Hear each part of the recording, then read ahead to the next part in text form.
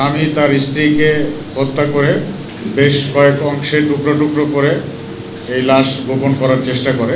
আপনারা সবাই অবগত আছেন যে গত 9 জুলাই সন্ধ্যার পরে চট্টগ্রাম মহানগরীর বাইজিদ বুস্তানি এলাকার পাহাড়িকা আবাসিক এলাকায় একটি চাঞ্চল্যকর খুনের ঘটনা ঘটে, যেখানে স্বামী তার স্ত্রীকে হত্যা করে বেশ কয়েক অংশে টুকরো টুকরো করে এই লাশ গোপন করার চেষ্টা করে। পরবর্তীতে ওই বিল্ডিংয়ের অন্যান্য লোকজন এবং সিকিউরিটি গার্ড তার বাসায় গমন করে এবং বাসায় গমন করে যখন দরজায় কলিং বেল দেয়, কলিং বেল দেওয়ার পরে প্রায় 30 মিনিট পরে সে দরজা খুলে। অন্যান্যদের যখন সন্দেহ হয় বিষয়টি নিয়ে, তারা জোরপূর্বক বাসার ভিতরে প্রবেশ করে এবং বাসার বিভিন্ন অংশে রক্তের দাগ দেখতে পায়। এরপর তারা বাসার বাথরুমে প্রবেশ করে এবং বাথরুমে প্রবেশ করে দেখতে পায় যে কাপড় চোপড় এবং রক্ত ছড়িয়ে ছিটিয়ে আছে এবং কমোডের ভেতরে মাংসের টুকরো দেখতে পায়। এর পরবর্তীতে বাসা খুঁজতে যেয়ে তারা খাটের নিচে খুঁজে পায় যে একটি মানুষের পায়ের অংশটুকু রয়েছে।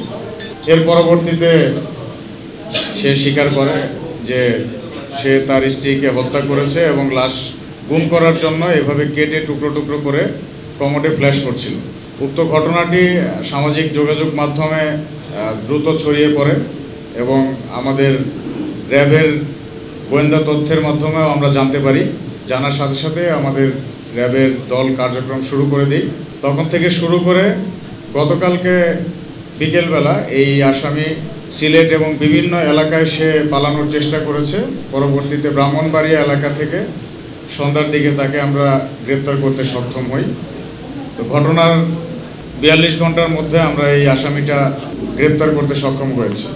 পরবর্তীতে আসামিকে জিজ্ঞাসাবাদে সে যতটুকু জানিয়েছে, সে দাবি করেছে যে তার স্ত্রীর নাকি পরকীয়ার সম্পর্ক ছিল। এটা তার দাবি, তদন্তে বিস্তারিত জানা যাবে। এবং আরও জানিয়েছে যে সে তার স্ত্রীর মাথা এবং 2 হাত কেটে ফ্রিজে রেখে দিয়েছিল এবং বডির অন্য অংশগুলো হয়তো কত পিস করেছে সঠিক সংখ্যা বলতে পারছে না, 15-20 বা তার থেকে বেশি পিস করে কমোডে ফ্ল্যাশ করে দিয়েছে। পায়ের অংশটুকু খাটের নিচে রয়ে গিয়েছিল যখন অন্যান্যরা যে দেখতে পায় বিষয়টা। এই ধরনের ঘটনা অত্যন্ত দুঃখজনক এবং এই ধরনের আসামিদেরকে আমরা আমাদের সর্বোচ্চ চেষ্টা করেছি আইনের আওতায় নিয়ে আসার জন্য, গ্রেপ্তার করেছি এবং আইনের কাছে সোপর্দ করব। আমরা আশা করি এই বিষয়ে আমাদের বিচার বিভাগ থেকে একটি সুবিচার আসবে। এটার পাশাপাশি বিগত কিছুদিনের মধ্যে আরও বেশ কয়েকটি চাঞ্চল্যকর হত্যা মামলার আসামি র্যাব 7 কর্তৃক গ্রেপ্তার করা হয়েছে।